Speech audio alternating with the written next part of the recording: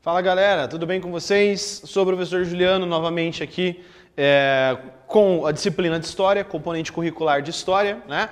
E a gente está falando sobre os povos pré-colombianos, tá? Galera, o que a gente vai ver na nossa aula de hoje? Na verdade, volumes 2, semana 7, aula 1, né? Nós falaremos, na verdade, sobre os povos indígenas do Brasil, tá? E um detalhe importante, por que a gente coloca como sendo povos pré-colombianos, né? Na verdade é a América pré-colombiana, pode ser melhor definido assim, tá? E povos pré-colombianos você tem que lembrar que são esses três aqui modelinhos clássicos, os astecas, os maias e os incas, beleza?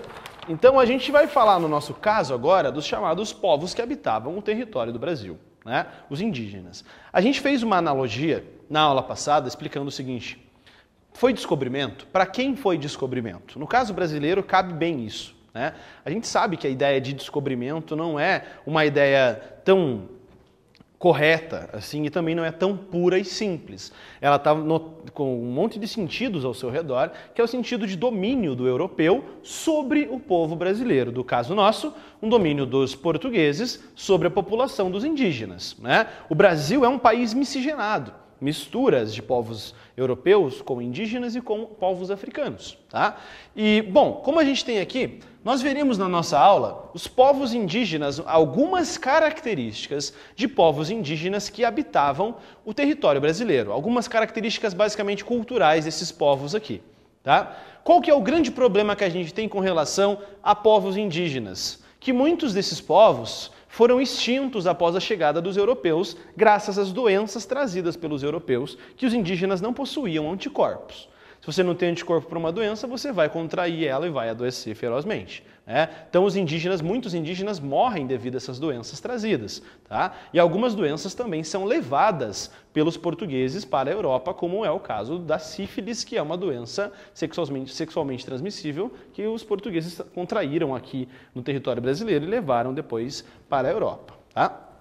Então, antes da gente começar a falar sobre os povos do Brasil, a gente tem uma pergunta. Índios ou indígenas? Qual que é a maneira correta que você deve falar? Como que você deve tratar um povo que já tem uma vida vinculada ao território brasileiro antes mesmo da chegada dos europeus? É correto você já usar a palavra índio ou a palavra indígena? Tem diferença? Tem. Vamos ver qual que é a diferença. Até o século XIX, a maioria dos documentos que falavam sobre os povos nativos do Brasil tratavam os povos nativos, né, os povos autóctones, que a gente pode chamar também, como índios. E a ideia de índio, muitas vezes, o índio era tratado de uma maneira pejorativa. Era para tentar descrever o morador do território brasileiro de uma maneira negativa, sempre buscando não descrever a riqueza cultural que esses povos tinham. Sempre querendo dizer, nós europeus somos civilizados, os povos nativos do Brasil são os índios lá. Os índios, para eles, em alguns casos, serão descritos como sendo parte da nossa fauna, tá? Você tem dicionários sendo feitos sobre os animais do Brasil e ali às vezes os caras descrevem os indígenas, que a gente chama hoje de indígena, como sendo um animal.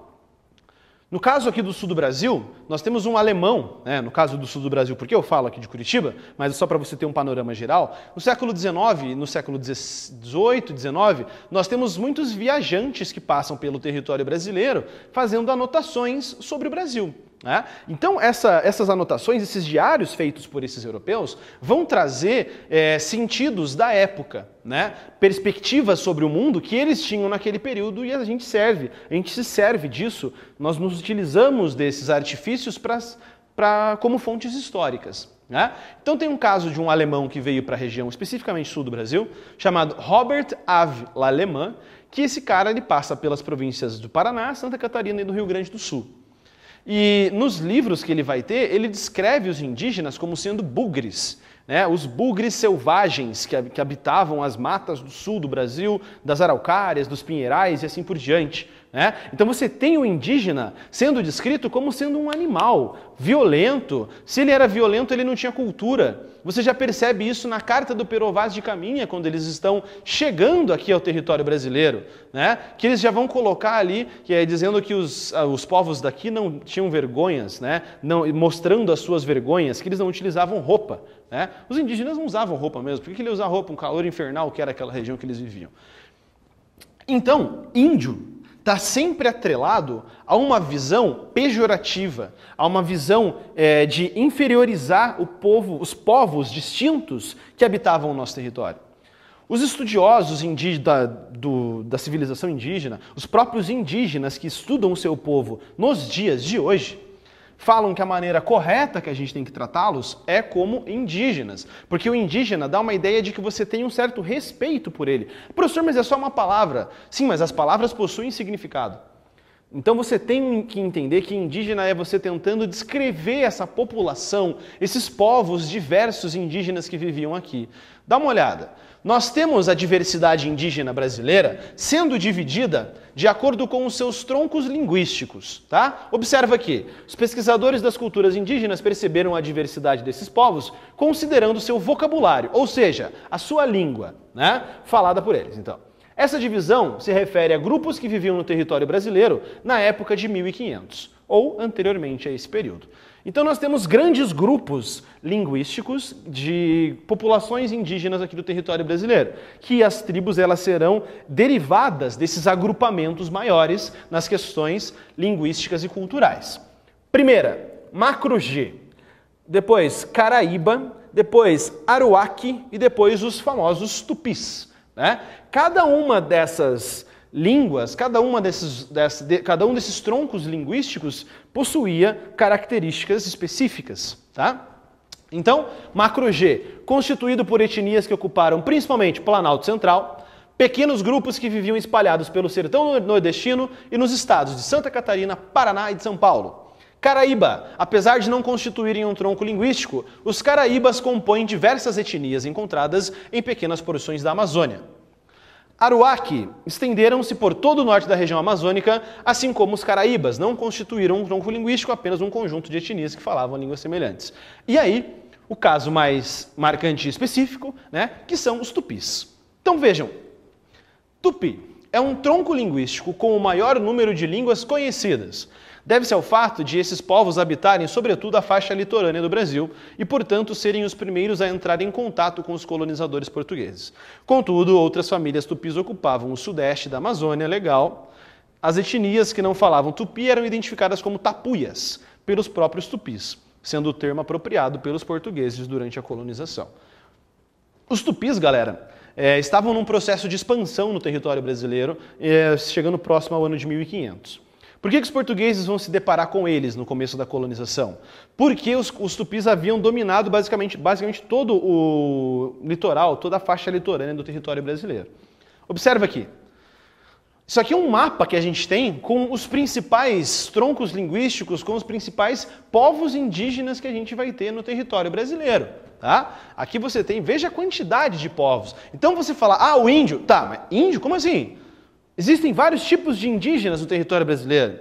A gente tem que ter a ideia de que quando a gente fala, o índio lá, aquele cara que fica vendendo os negocinhos no sinaleiro, a gente tem uma perspectiva errada sobre o índio, tá? A gente tem uma ideia de que a cultura deles é inferior à nossa. A gente precisa entender que em alguns aspectos uma cultura é melhor do que a outra, em outros não.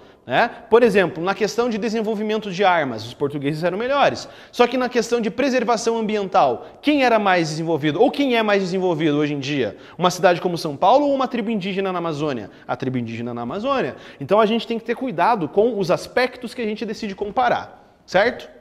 Aqui nós temos a organização social, dessas tribos indígenas de uma maneira geral. Essas tribos, galera, elas vão ter algumas características semelhantes, né? Tribo, então qual que é a diferença entre tribo e aldeia? Tribo é um agrupamento de indígenas de mesma língua. Se eles todos falam uma mesma língua, é uma tribo. Aldeia, agrupamento de tribos. Então a junção de tribos, nós temos uma aldeia, beleza? E segundo a perspectiva tradicional da historiografia brasileira, o trabalho dos indígenas ele era dividido pelo sexo e pela idade. Tá? Os homens tinham uma função e a mulher outras. Homens tinham a função da caça, pesca, construção de casas e canoas. As mulheres tinham a função da agricultura, coleta de alimentos, produção de farinha, principalmente de mandioca, e tear fios. Vejam, é por isso que quando os portugueses vêm para cá e eles não conseguem utilizar os homens indígenas para trabalhar, para serem escravos, né? E aí, desde o período da colonização, surge a ideia de que o índio é vagabundo. Ah, esses índios não gostam de trabalhar. Até hoje tem muita gente que fala isso. É porque os homens indígenas desse período, trabalhar na agricultura não era o costume para eles, tá? Trabalhar na agricultura era algo feito pelas mulheres. Então era um ultraje para a cultura deles nessa época, o homem trabalhar na agricultura, né? Práticas importantes que a gente vai ter. Coivara. O que é coivara? É você tacar fogo numa região para você limpar ela, para daí depois você ir lá e poder plantar novamente naquela região. A prática da coivara é algo ruim, né? Porque ela vai desgastando, ela vai acabando com os nutrientes que existem no solo. Divisão da produção de maneira igualitária, tudo que era produzido numa tribo era dividido entre todos da mesma maneira, né? E a mandioca era o principal foco da produção deles. Até hoje, né? A gente come farinha de mandioca, lá no churrasco a gente vai comer alguma coisa, tem uma farofa, uma linguiça ali, vai utilizar farofa de mandioca. Você tem a tapioca, que hoje em dia é moda, a galera come em todo lugar, né? A tapioca é uma tradição indígena, ou a própria mandioca em si, que pode ser ou mandioca ou macaxeira, né? Depende da região que você estiver tratando, né? Tem mais uma outra, não tem? Mandioca, macaxeira, aipim. Tem a outra também, que é o aipim que a gente tem ali, que são nomes derivados que a gente tem no Brasil todo. Tá? Você pode utilizar a mandioca para alimentação, né? A própria mandioca em si, farinha, tá? Para produção de tapiocas ou consumir a farinha em si, e o cauim. O que é o cauim?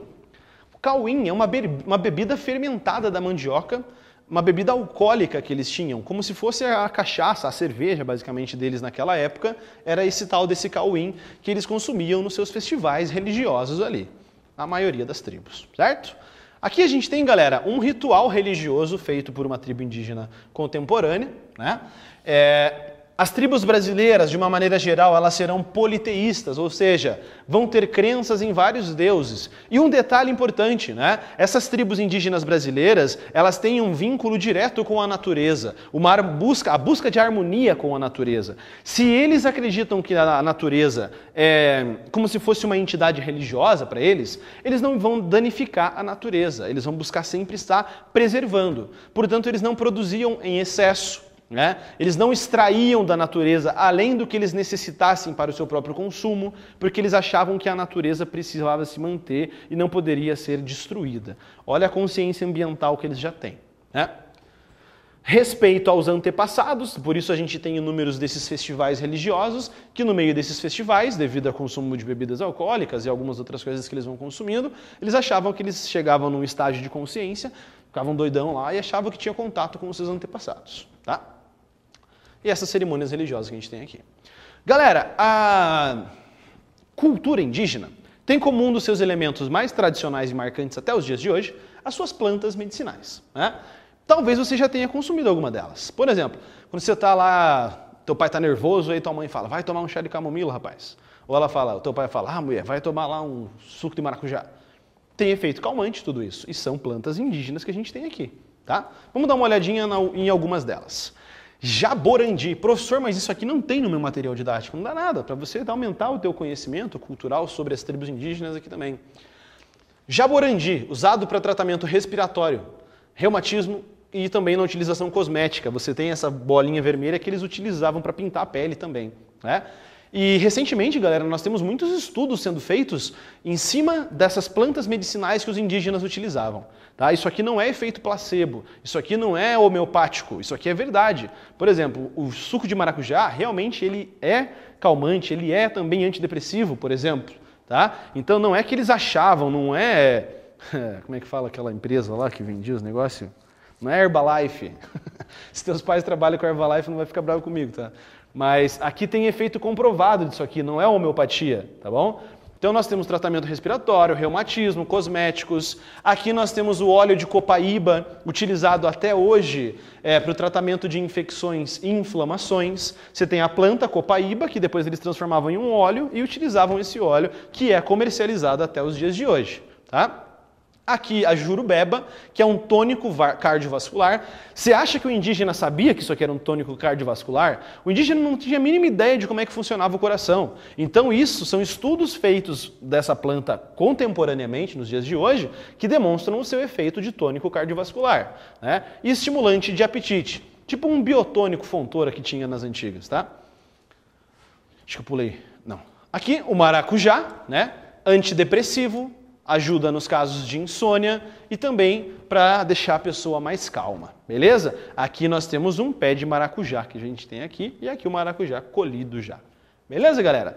Aqui uma imagem de vários indígenas diferentes do território brasileiro. Vejam que alguns deles vão usar esses alargadores aqui, punk rock, né? E outros não. Outros têm alguns costumes diferentes de pintar a cara ou pintar o rosto, outros não vão ter. Outros vão utilizar cocar, outros não vão. Por quê? Porque nós temos uma quantidade gigantesca de tribos indígenas diferentes.